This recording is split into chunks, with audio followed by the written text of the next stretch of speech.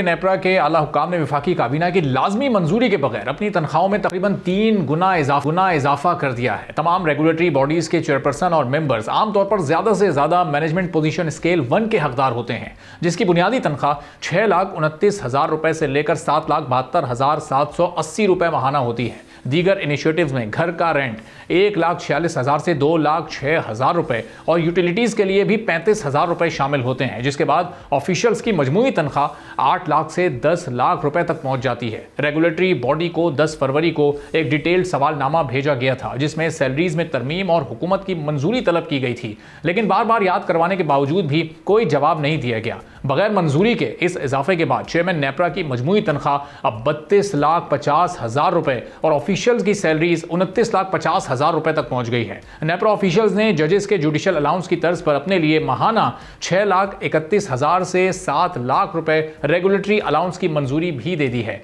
Officials ने 2024 के लिए 5,87,000 रुपए से 6,50,000 रुपए का एडहॉक रिलीफ भी हासिल कर लिया है। नेपरा ऑफिशियल 2023 के लिए 5,44,000 रुपए से 6 लाख रुपए के रेट से एडहॉक रिलीफ के अहल भी हो गए हैं, जबकि 2022 के लिए 1,05,000 से 1,16,000 रुपए माहाना और 2021 के लिए 70,000 से 77,300 रुपए माहाना एडहॉक रिलीफ के तौर पर घर का रेंट अलाउंस भी हासिल कर लिया है। इस इजाफे के बाद चेयरमैन नेपरा और ऑफिशियल्स की सैलरीज हाई कोर्ट के जजेस से भी ज्यादा हो गई हैं। नेपरा एक्ट 1997 के सेक्शन 8 में चेयरमैन नेपरा और अरकान की सैलरीज और इनिशिएटिव्स के और इंसेंटिव्स के जो रूल्स हैं वो बिल्कुल वाज़ेह हैं। अथॉरिटी के चेयरमैन और मेंबर सिर्फ ऐसे मुआवजे और अलाउंसेस के अहल होते हैं जिसकी मंजूरी वफाकी हुकूमत की जानिब से दी गई हो। नेपरा के ज्यादातर अरकान और चेयरपर्सन आमतौर पर रिटायर्ड ब्यूरोक्रेट्स होते हैं, जिनकी आखिरी तनख्वाह 6 लाख से 7 लाख रुपए के दरमियान होती है।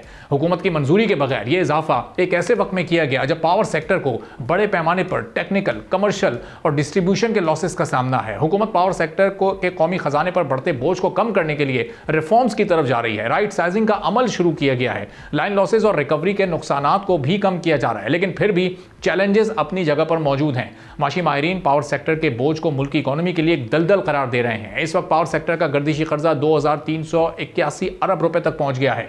हुकूमत की कोशिशों के बावजूद भी पावर सेक्टर के खसारे में 12 अरब की जो कमी है वो जरूर हुई है, लेकिन यह कमी आटे में नमक के बराबर है। अब नवंबर 2024 में पावर सेक्टर के नुकसान 2393 अरब रुपए तक पहुंच गए थे, जिसमें रिफॉर्म्स के बाद कुछ कमी जरूर हुई है। मुल्क में बिजली सिर्फ पावर सेक्टर के बढ़ते हुए गर्दिशी कर्जों की वजह से महंगी है। हुकूमत की इस वक्त पूरी कोशिश है कि किसी तरह बिजली के रेट कम करके आवाम को रिलीफ दिया जा सके, लेकिन इस इजाफे ने हुकूमत की किफ़ायत शारी की पॉलिसी पर भी बड़े सवालात खड़े कर दिए हैं। क्या हुकूमत की मंजूरी के बगैर ये इजाफा इतने बड़े खसारे के साथ किसी भी तरह जस्टिफाइड है? फिर हुकूमत अब तक इस पर आंखें क्यों बंद किए हुए?